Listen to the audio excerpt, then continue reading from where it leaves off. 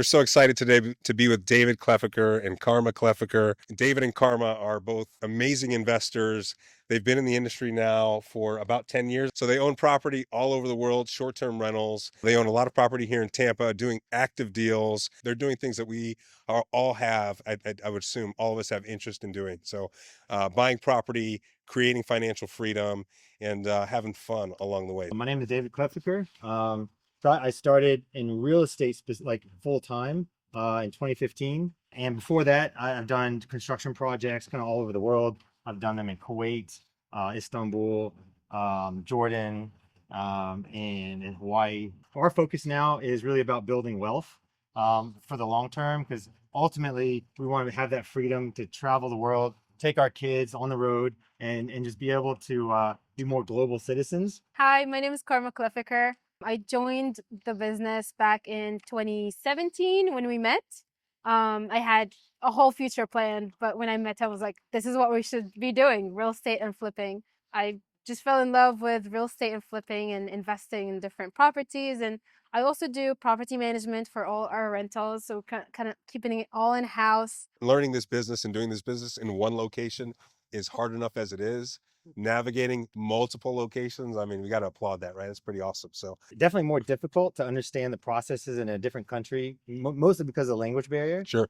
But in other countries, a lot of times, if you want to get something done quickly, you just need like a bag of money. Yes. And you basically, like whatever you need, permits, whatever. Yeah. A literal bag of money. Yes. Literally. This is actually an on-market deal.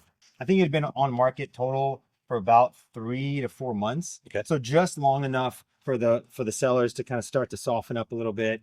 And the way that actually I source probably 80% of my deals is on market. And the way to do that is you find basically an agent or a broker that's either super hungry and just getting started, and you train them on kind of what you're looking for. If they see that you start performing by 1, by 2, then they know that if they put that time in and they bring you that deal, then you're going to close on it. So they'll be more motivated to bring you more deals and spend more time looking for those deals. Great. I love that. And this one actually was brought to me by a husband and wife team who also flips. Okay. And they just didn't have the bandwidth to do it at the time. If you're out there and you're networking and you create a brand, and by brand, it's just, what are you known for? So we get people and other investors, when they come across the property in the urban core, if it doesn't necessarily fit their buy box, or maybe they don't have the capital at the time, they're like, hey, what do you guys think about this deal, right? So I think that's exactly what happened here. I know you have a good social media presence and you do a lot of, teaching on social media. Do you think that helps you create that credibility when you're working with, let's say, a new broker or anybody that you're trying to source deals with? Yeah, 100%. It's not just you talking in front of a green screen. Yeah. Or in your office. Right. You're like in there, knee deep in it. What we're standing in here is a future ADU, right? And we can see there's an addition there. The strategy on this one is as Mark said, it's a buy and hold. So long term. It's one of those, I don't know if you guys are familiar with Ken McElroy, but it's like refi till you die. Right, so that would be this property. Kind of checks off all the boxes. It's in a great neighborhood, great area, great walkability. Neighborhood's up and coming. You got Bay to Bay building $1.45 million homes over here, and they're going pending before they're finished. It has the lot size that we are looking for. It's got the zoning that we're looking for, because here in St. Pete, they have become a lot more friendly to ADUs, and that actually is one of the reasons why we're doing the addition. Is they base your total square foot of the ADU based on the existing house. The finished square footage is, I think, around 1,300, 1,350. 67% of that is like 880. You can't do an 880 ADU if you're going to build a garage underneath it, because they're going to take some of that garage square footage as part of your overall ADU square footage. So this one is going to be actually a large 1-bed, 1-bath. We were going to do a 2-bed, 1-bath, but it's just going to be a little too tight. We're going to probably rent out for somewhere around $1,850, $1,950. We usually try to stay within 10, 15% under what the highest rental rate is that we find. This is just for your pro formas, your assumptions? Yeah. Or even when you go to list the property, you're below market? No. When we go to list, we're going to shoot for Okay, all right, cool. Yeah. So no, we're not leaving any money on the table. All right, good. No, but when we underwrite, we're underwriting, quite conservatively. Okay. And then for the front house, we're targeting somewhere around 2850. And then if we nail 3250, great, just icing on the cake. Certain markets are going to be cash flow markets, and certain markets are going to be appreciation markets. Tampa Bay is an appreciation market. And so it's sometimes very difficult to find cash flow in an appreciation market. And so this is one of those great ways where you can find appreciation and like forced appreciation, Sure. right? Sure. Normal appreciation and cash flow. So that's going back to your point, is becoming an absolute expert on your neighborhoods and your zoning and whatever strategy you're doing is massive, because that allows you to just go through so many deals so much faster. But if you're got a specific strategy and you know exactly what you're looking for, and you see this come across your desk and it hits all your boxes, and you know exactly what the zoning is and what you can do to it, then you can jump on it and get a good deal. A lot of money can be made in understanding zoning and upzoning and changing of zoning and what you can do, right? And not just money being made, but deals that other investors are passing on because they're looking inside the box and they're saying, this one does not make sense as a flip. What is trash to an in the box thinking investor becomes a gold mine for somebody who really understands what they can use the property. What we do in our business, our strategy is we are creating value through design. But when you create value through design, what you're really depending on is the perception of the buyer saying, oh, that house is newer and prettier, so it's worth more. I'll give you more money for it. But the way that David and Karma are creating value here is by just adding square footage. I'm sure the design, when we're all said and done, will still be beautiful, super smart. I mean, this is something we aspire to do also, but a brilliant way to become a real investor, right? And find different avenues to make money while everybody else is saying, man, there's no deals to be had out there. David and Karma are finding ways to create a lot of value and finding the gems, the hidden gems. But we're going to keep doing that. But we will. We will. If you're purchasing something to hold, I think the other massive advantage here is the long-term appreciation play, where they're building the square footage now so that they're able to burr it, they're able to hold it, minimally investing in the renovation up front. But guess what? In 5 or 10 or 15 years, this is going to be a huge redevelopment opportunity for this lot. Once this is all like multi-million-dollar houses. Armature Works went in. Those properties were 140,000 before Armature Works went in. Now the dirt over there is selling for 600,000. Right? All you had to do was follow the path of progress. We bought this for 321. We've done so many of these little bungalows. You know how this goes, right? You know exactly what's behind the walls. You know exactly what's underneath.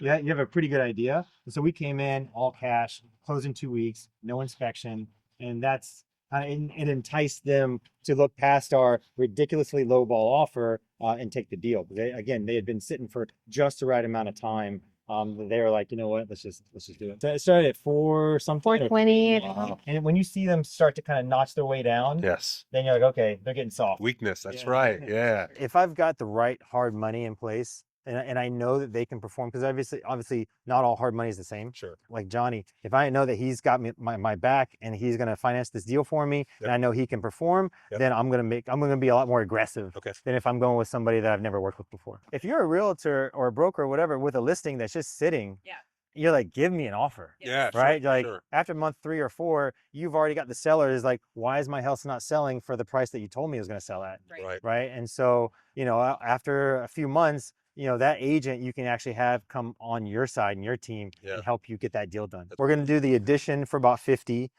maybe 60K. And then this is going to be built for about 140. So when we're all said and done, About 205 for the whole renovation. for the whole renovation. And that 60K is going to include, some new cabinetry in the front house. But to Mark's point, we're not really going to do a lot. And again, that's kind of what I'm looking for when I'm looking for these kind of ADU projects is, a lot of stuff has already been done. So a lot of those kind of bigger ticket items are already good to go. And so that allows me to just focus on the addition part. ARV, we're estimating to be about 725. And also we know we're going to use it as a rental. Right. So we don't want to go all out, right? Yes. We want it to be rental grade. Right. That's right. Now, obviously you have to be careful, because if you're financing it and then you're looking to refi out of it, and you're looking to get, your whatever, 720, 750, then you need to know that whatever the appraiser is going to look at, you don't want to stick a bunch of rental grade stuff in and the appraiser's like, sorry, it came in at 695 because it's rental grade stuff. How are you deciding which home sites you're looking for that is going to bring enough value when you add this ADU? Like, how much value is in the property currently? After I start adding all that up, I was like, okay, cool. There's a certain value that I put on that property. as opposed to maybe there's another property next door that's completely run down. I'm going to have to redo everything in that house, take it all the way down to the studs. Well, then it doesn't really make sense to do all that and to add the addition and to build the ADU. It also depends on where they're at on the lot. Some of these bungalows, they're built in the back of the lot. So that's not a great candidate, right? This one's like a little bit more towards the front of the lot. So again, that checks off another box because I want to maximize, the ADU and the square space. And also I want a little bit of separation from the ADU and the front house as well. Do you utilize any software platforms for like looking at numbers? I built a spreadsheet over time. There's one spreadsheet that a lot of like flipping gurus use.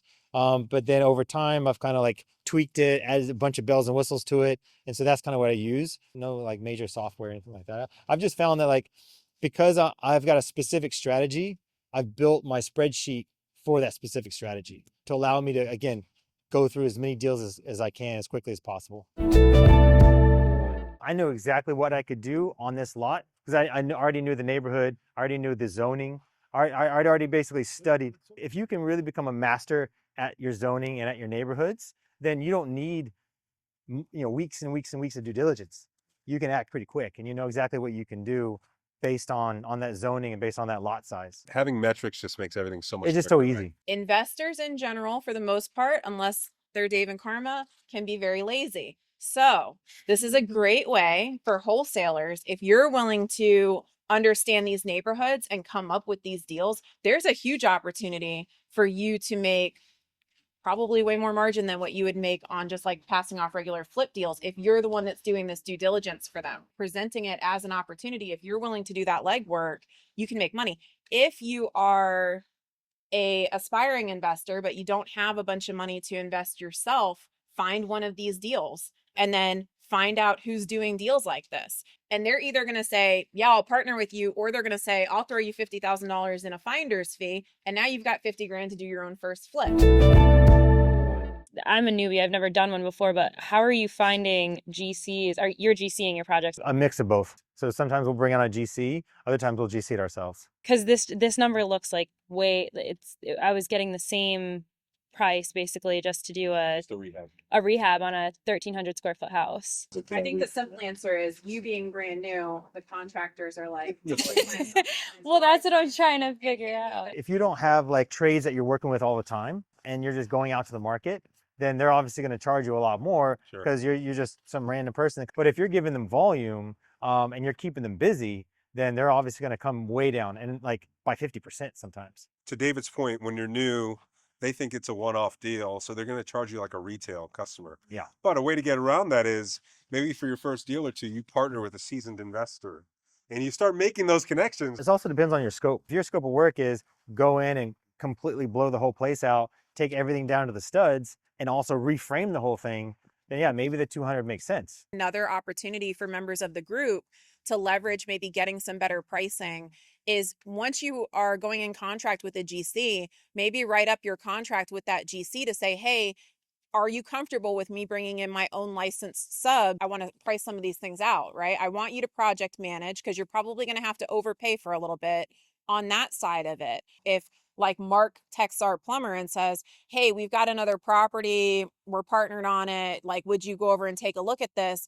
You're going to get the same pricing that we would get. Not only is it difficult to like find a good GC that's consistently good, you want to try to find a GC that's cool with you bringing in maybe your guys that can do it for a lot cheaper.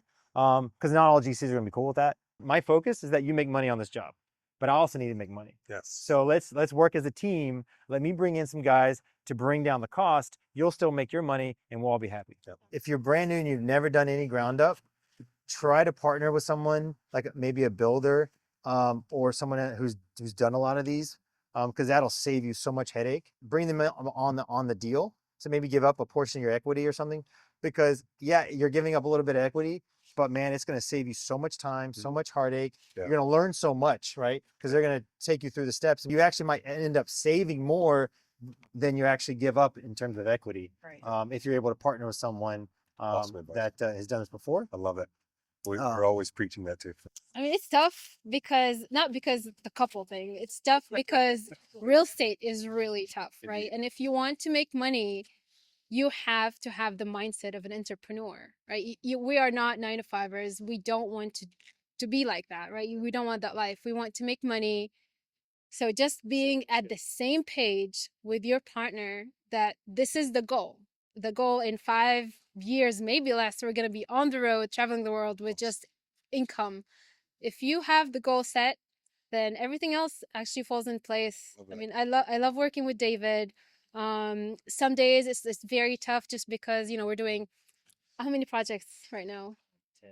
10 active Just 10. projects. That's all. And we're like Be GCing most of them, and Sure. the property management is in house. So Yeah. we got a lot going on, but we have a great relationship. Like Sure. if you have a good relationship with your partner, the sky is the limit, If honestly. you're not aligned in like what we're doing this for, like grinding it out day in, day out, it's going to be really difficult through the really tough days Yeah. because you're not going to be aligned. Just want to add one other thing is we've got some amazing partners. We're not doing the 10 deals by ourselves, right? So like Yuri, he's actually one of our partners, and without him, there's no way, and without some of our other guys, there's no way that we'd be able to do kind of what we're able to do. So again, partnering is so valuable, and it's like jet fuel to what you're trying to accomplish.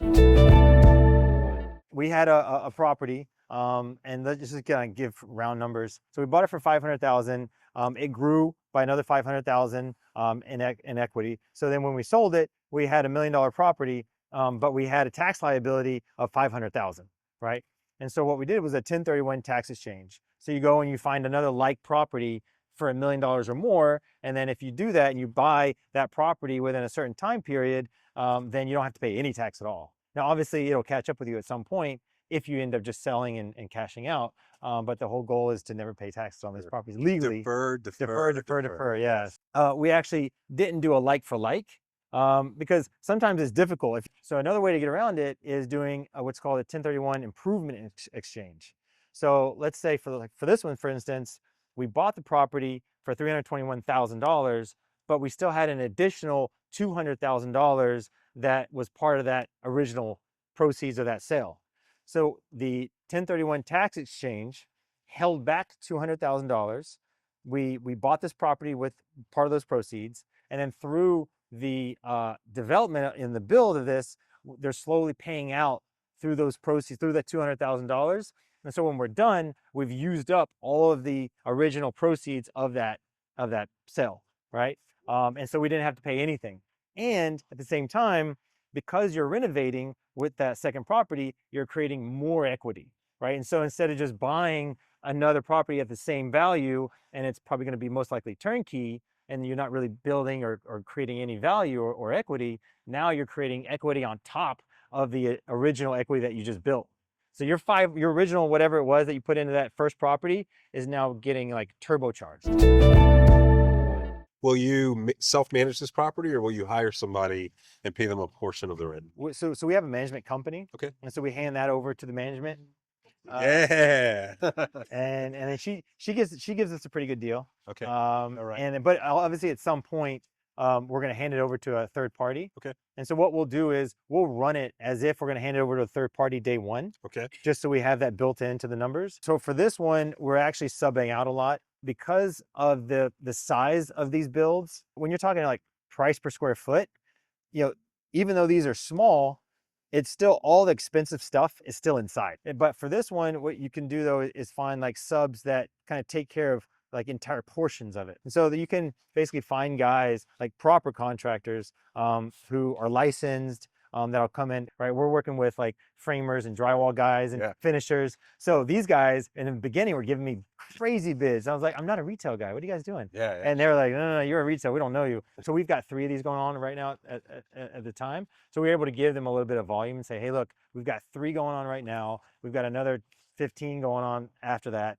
So if you kind of hook us up now, then we've got plenty of work in the pipeline. And so we were starting to get a little bit better deals.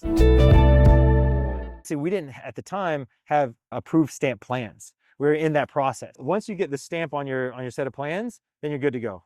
But until then, you just got a set of plans that's going through the city that it's a little bit difficult to get like a full set of plans through.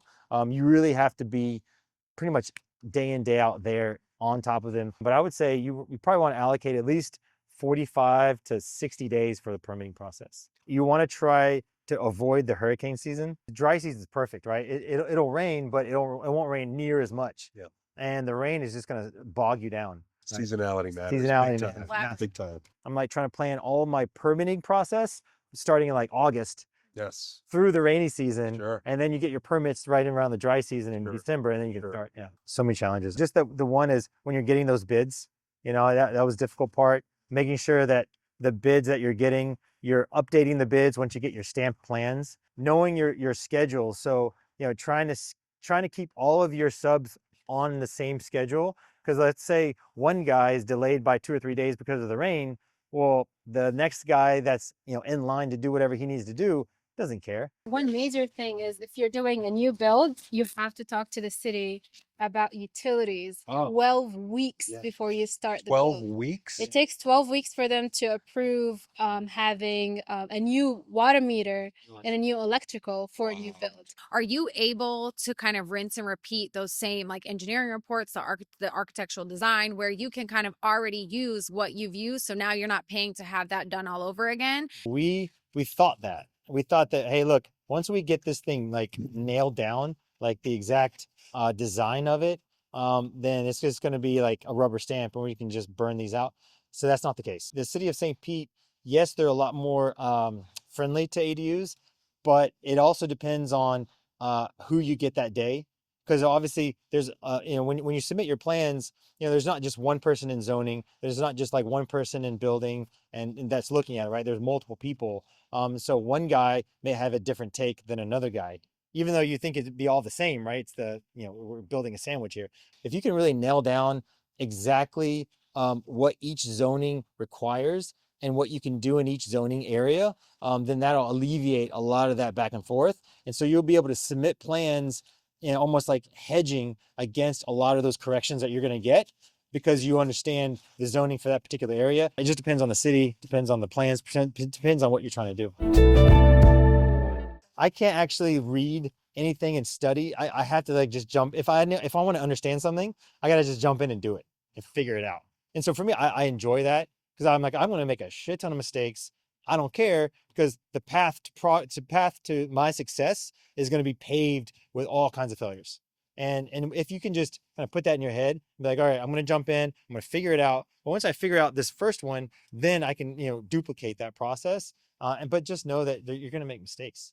So I want to point out, David just said the path to success is paved with failures. That was a gem. Like, I'm completely inspired right now. I realize I am not doing enough in my life. I just want to thank David and Karma for giving us their time, their property, time away from their business. You actually love each other. Like, it's not fake. Right? It doesn't feel forced.